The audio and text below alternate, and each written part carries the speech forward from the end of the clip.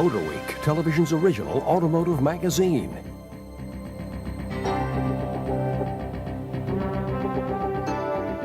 Your host for Motorweek, John Davis. Well, hello and welcome again to Motorweek. We're glad to have you with us. As the summer winds down, the new car model year winds up. And here at Motorweek, we always start the new auto year with a look at what's fresh from America's big three car makers. We'll start this year with Chrysler, a company that's seen more than its share of ups and downs, but's now the darling of customers and critics alike and enjoying its best sales in over 20 years. So, will the 1997 Chryslers continue this trend?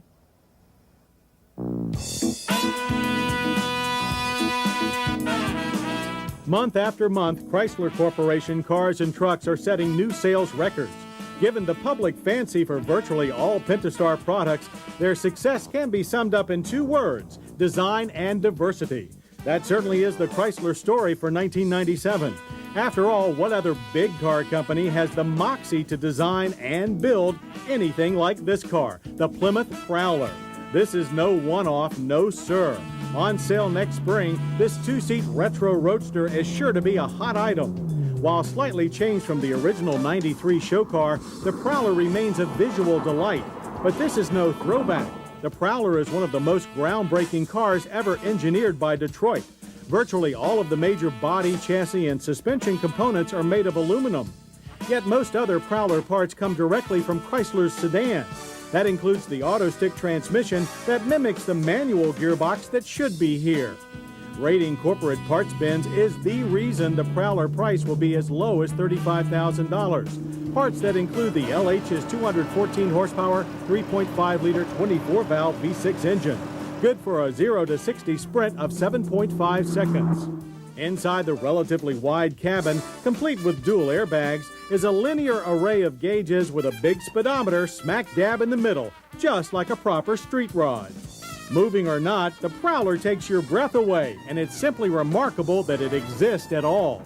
Or that Prowler takes up residence with Chrysler's other two exotics, the Dodge Viper RT10 Roadster and new Dodge Viper GTS hatchback coupe. With the fiery looks of the Cobra Daytona and 450 horses, that's 35 more than the RT10, the GTS provides a rush, 0 to 60 in 4.5 seconds, that also happens to be weather tight. Real roll-up windows, electric door latches, and even dual airbags detract from the driving thrill of the GTS not one bit. Now to diversity. Enter the new Dodge Dakota pickup. If you like the full-size Ram but felt it was too much truck for daily urban battles, the Dakota is the son of that neatly fits the bill. Speaking of size, the new Dakota will be sold as a compact pickup, although it has similar dimensions to the midsize model it replaces. Indeed, Dakota will continue as the only small truck with an optional V8 engine and expectedly class-leading cargo capacity and trailer towing ratings. With both 6.5 and 8-foot cargo boxes, the Dakota is a serious compact truck. However, most buyers will be of the personal use variety and more interested in Dakota's quiet highway ride and vastly improved accommodations. New door seals and a 50% stiffer ladder frame do wonders in keeping audible pollution at bay. Inside, the broad instrument panel is similar in layout to Ram, but with something the Ram lacks: dual airbags. The majority of small truck buyers want an extended cab, and in the Dakota Club Cab, 3 can ride on a split folding bench seat. Drivetrains are carryover and include a 2.5-liter 4-cylinder, a 3.9-liter V6, and a 230 horsepower 5.2-liter V8. All but the 2.5 can be attached to a part-time shift-on-the-fly 4-wheel drive transfer case. For best off-road capabilities, new 31 by 10.5R 15-inch tires are available. Out of breath? Well, there's more. The all-wheel drive minivan returns in long-wheelbase Dodge Caravan, Plymouth Voyager, and Chrysler Town & Country. For front drive models, a traction control option is new for '97. Now, many of Chrysler's stable of front drive cars get minor adjustments, like the auto-stick shift-it-yourself automatic for the sparkling Sebring convertible. Auto-stick has already migrated from the Eagle Vision TSI to the Dodge Intrepid. Meanwhile, the Mitsubishi-made Dodge Avenger Coupe, as well as the hardtop Chrysler Sebring, can now be fitted with 17-inch wheels. Then there is Jeep. While the Grand Cherokee continues as the darling of the Sport Ute set, there are big changes to their older models. The 97 Wrangler made its introduction in late spring and is in strong demand. Yes, a return to signature round headlights helps, but it's the modern updates like dual airbags and stiffer chassis and an all-coil spring suspension that have prepared this classic for the 21st century. Finally, Cherokee, the design that started the compact four-door sport utility craze way back in 1983, gets its first rework in 13 years.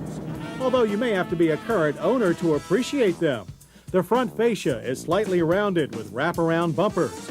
At the rear, there's a new hatch, now made of steel instead of fiberglass, with a minivan-style exterior release handle. While other body panels are mostly unchanged, refurbished stamping dies mean closer tolerances and new seals reduce wind noise. However, the interior of the Cherokee has been redecorated. Broader seats have been borrowed from the Grand Cherokee. A new modular look dash includes dual airbags. The climate controls come from the updated Wrangler, as do a clear set of gauges. The standard floor console now includes space for 2 cup holders and plenty of storage. You still control four-wheel drive with a handle, as transfer cases and engines remain as before, including this optional 4-liter 190-horsepower inline 6. With over 2 million Cherokees sold since introduction, look for the new Cherokee to arrive at mid-year. And it looks like 1997 will be quite a year for Chrysler, with design and diversity that is the envy of the automotive world.